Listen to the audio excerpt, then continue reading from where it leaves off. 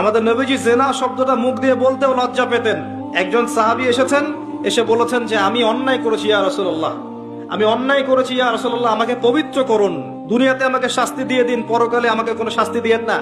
নবীজি মুখ ফিরিয়ে নেন, একবার ডানে একবার বামে মুখ ফিরিয়ে নেন, তার কথা যেন তিনি শুনছেন না। বলছেন বাসায় যাও, বাসায় গিয়ে ক্ষমা চাও, আল্লাহ মাফ করে দিবেন। কিন্তু সেই ব্যক্তি নাছরবান্দা, না আমাকে পবিত্র করেন, আমি অন্যায় করেছি, হুদুদ কায়েম করেন। কি তাড়না, যাতে আল্লাহর কাছে তাকে পরকালে শাস্তি পেতে না হয়, দুনিয়াতে শাস্তি দিয়ে দেন। কি তাড়না! এরকম মানুষ আছে এখন?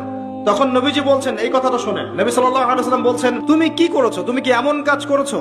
লিসেন, তুমি কি এমন কাজ করেছো? সুরমা দানি থেকে সুরমা বের করার সময় আমরা যেভাবে বের করি, তুমি কি এমন কিছু করেছো? খেয়াল করে দেখেন, প্রিয় নবী সাল্লাল্লাহু আলাইহি ওয়াসাল্লাম মুখে জেনা শব্দটা বলছেনও না, বলতেও চাচ্ছেন না। তিনি এত উচ্চ মানের ভদ্র মানুষ, সুবহানাল্লাহ।